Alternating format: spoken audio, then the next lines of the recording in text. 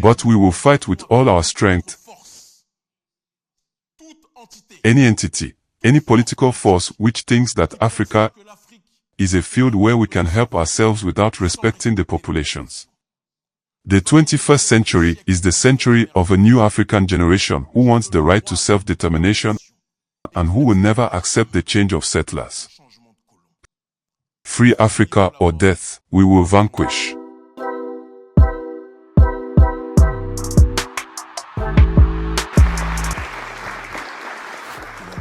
May peace be upon you all, in the name of God Almighty and our deserving ancestors. I send you my deepest greetings. I thank the Russian officials for their invitation and for the organization of this event, and I greet warmly all the African deputies who came massively for this event. I will try to get straight to the point as usual. In the name of all those who follow us, in the name of all Africans who recognize themselves in our words. Today's theme is the neocolonialism of the West. How can we prevent history from repeating itself?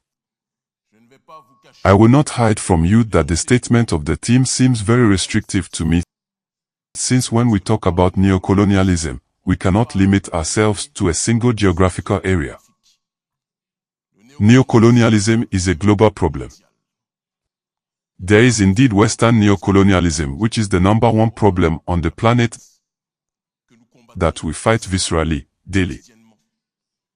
But there are also sometimes other neocolonialisms that we don't talk about enough and which are equally problematic for us other sovereignist Africans. And I think that we cannot speak of a desire for sovereignty without addressing neocolonialism in its entirety. This is the speech I give in Africa, and I am not going to change my speech because I am in Moscow today. We cannot talk about this theme of how to fight against neocolonialism without contextualizing it in the 21st century, the time, the period in which we live, not to mention the globalized system that we know.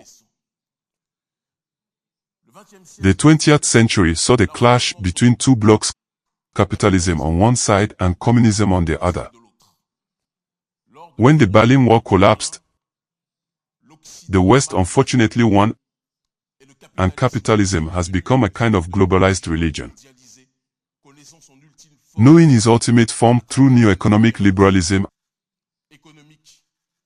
and societal economic neoliberalism has become almost a world religion, so that all countries in the world, even those which criticize the West, ended up integrating this economic system as their own.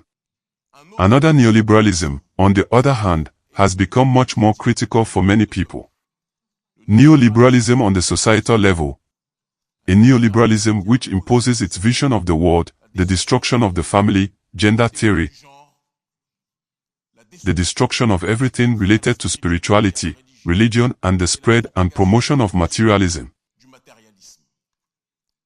Faced with this Western arrogance material and illustrated by this current, many countries have decided to stand up to resist to the arrogance of the unipolar Western world.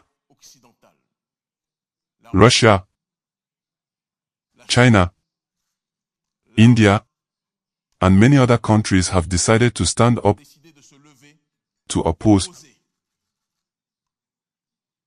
to veto the will of hegemony of the Western system.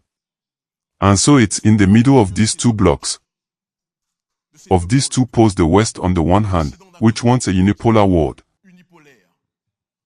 and other countries such as Russia, China, Turkey, but also Iran who want a multipolar world, as the War of the Worlds takes place. And in the middle of these two blocks, Africa is actually the favorite ground for the confrontation between these two worlds. Africa, and therefore, like it or not, once again, the arbiter of this world. The West asks to face discovered on the ground of neocolonialism through its NGOs, through its military bases, through the corruption of our African leaders, through its cultural hegemony that Gramsci speaks of. Hegemony which is more and more present in the hearts of our African elites. And facing this West, other partners come by presenting themselves as friends of Russia, notably China too, and other countries, by declaring that they want to help us fight against this neocolonialism, and says we thank them. But because friends must tell each other the truth without taboo, we must be as honest in the way to interact with each other. Fighting against Western imperialism is a necessity. But this does not mean that Africans want to change one colonist for another. China, that we love, one of the leading world powers, extremely powerful country, and #1 partner of the African continent, is a nation that helps the continent a lot. But there are sometimes also deviations on the ground of neocolonialism, excesses on the ground, behavior towards African populations. And we cannot speak of a desire for sovereignty. The evils that undermine our populations are denounced. Russia, which is our partner, a partner that we thank for its support, supported our populations.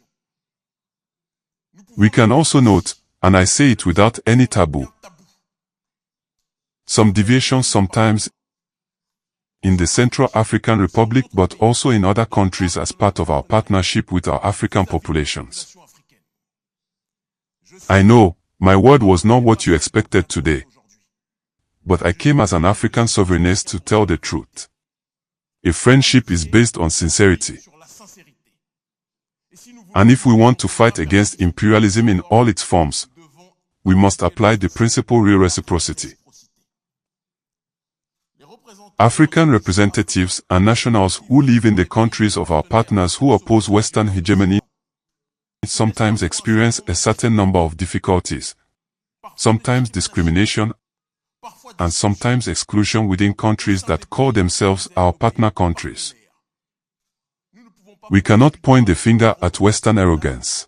If we do not correct the problems that exist on these realities, a partnership is emerging on the ground through friendship, Try not to repeat mistakes that Western imperialism has committed. We want a multipolar world.